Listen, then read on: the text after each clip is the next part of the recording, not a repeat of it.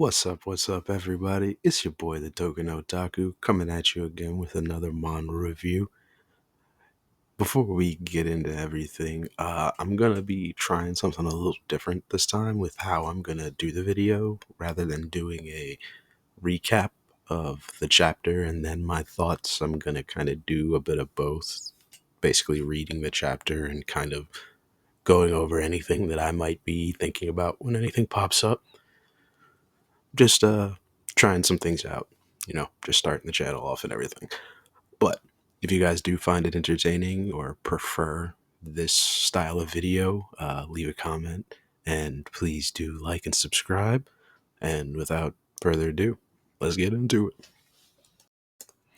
The Return of the Disaster Class Hero, Chapter 114, begins with Lee Gunn looking through the memories of the Monarch of Time and Space before he appears, asking Lee if he had found the memory that he wanted to see. And Lee tells him that he did see the memory that he was looking for, confirming that the one who stabbed them all those years ago was Jean-Louis. Before we then cut back to the end of the last chapter.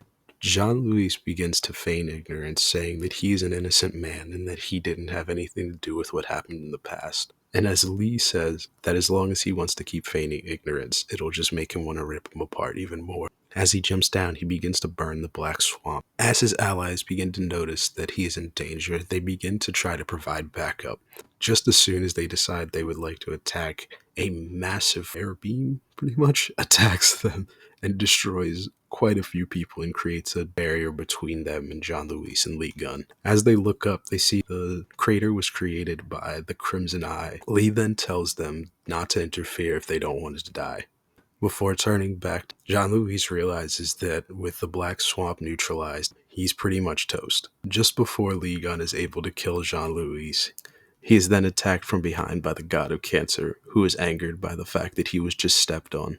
Lee Gunn makes a reference to the myth that the crab god comes from, which, funny enough, is, I believe, a Greek myth, but your boy does not actually know this one. I'm guessing it has something to do with when Hercules fought the Hydra, because it sounds familiar to me, but I'm not familiar with that story. There's so many of them, but, little fun tidbit. Your boy likes Greek tales. The god's name is Karkinos.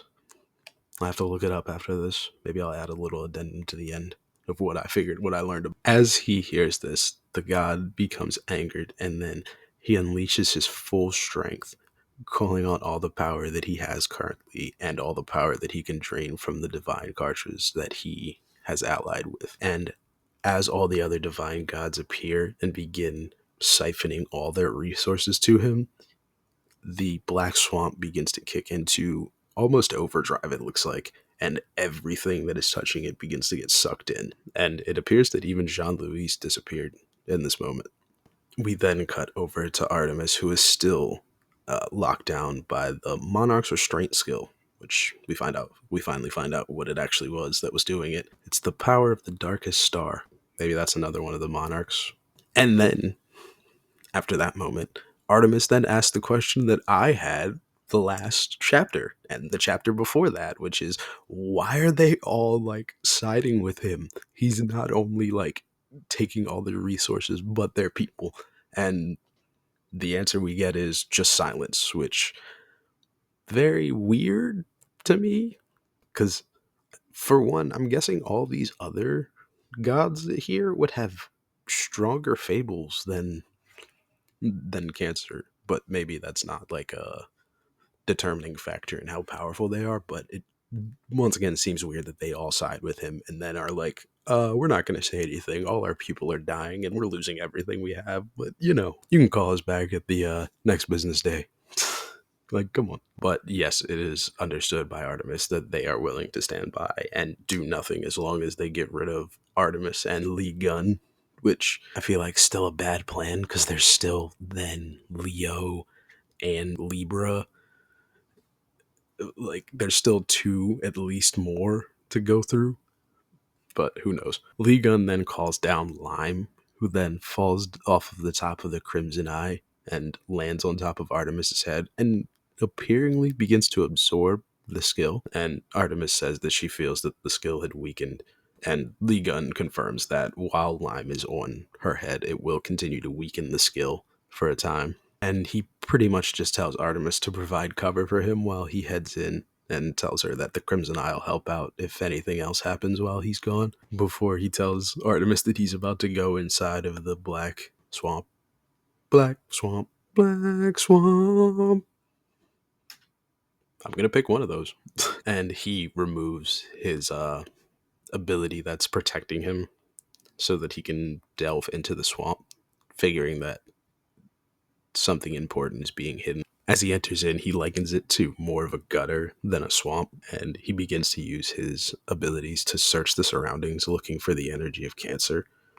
And as he does find one of the cores, he quickly realizes that it's not the only one, and that it appears somehow that Karkinos has like spread all of his cores around, or all of his energy, to make multiple cores. And as he appears within his ability, he begins to taunt Lee Gun, thinking that he has the upper hand and that he's already like caught him within a trap of some sort, before he pulls out what I'm guessing is what Kali gave him.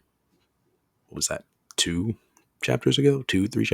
And he has the Cancer's core fragment in his hand. I don't know if that actually makes it, if that's literally, and that's also kind of where the chapter ends, where he pulls out the core and he's like, oh, you told me to find the real one first, right? Don't don't regret your words. And then the chapter ends there. But I'm wondering how that's going to work. I don't know if that's like, that'll make it easier for him to gather up all the other energy and just completely absorb the power that Karkinos has, or if it's going to be like maybe it'll greatly weaken him. But I figured that's the trump card, which, look at me out here calling it from way back when. Although it's not like it wasn't obvious that that was how that was going to work out. But got to take them where you get them, and I still called it, even if it is just kind of an easy trope. Somebody gives somebody an item right before they head off, and then you don't get to see it. It's like, well, that's obviously going to be whatever the trump card to the victory is. Like, not saying that Lee Gun couldn't have probably won without it, but it just makes things a little easier. I guess my thoughts are, is he gonna completely absorb all of Cancer's power? Like, is that gonna be the end of it? Is he just gonna start like, because no, he didn't do that to Libra. She escaped. He just absorbed a lot of her power, I think. But it would make sense, given the abilities he's shown to have, that maybe he's just gonna like start devouring the other constellations or the other gods and just start absorbing their power into his own. Not a whole lot of thoughts to go off of on this chapter. This was more of an action chapter, and I guess, leading up into how this is going to end off.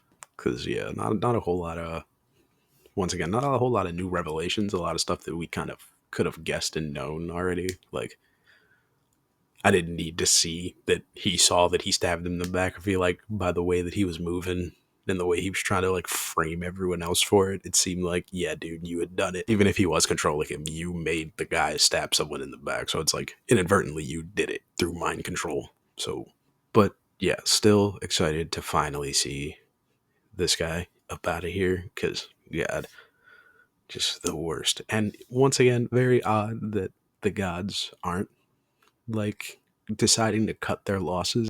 Well, I guess, you're in for a penny, in for a pound for this one, kind of, because I don't see anyone letting it go after this. So I guess it does make a little more sense why they're not saying anything now. You already spilled the milk.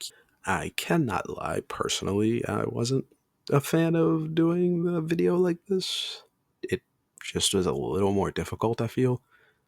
I feel like with the script, I, get all the information out very easily, and then, I have to cut it up a little bit. I haven't edited this yet, so we'll find out how I feel about it after. Maybe I'll put a little extra bit at the end talking about how that went. But yeah, I'll probably go back to using the script method if this doesn't go over well. But yeah, with that in mind, it's been your boy, the Token Otaku. Leave me a comment down below on whether you prefer the old style of video with the scripts or this one. And if you made it this far into the video, please give your boy a like and a subscribe. And with that, peace.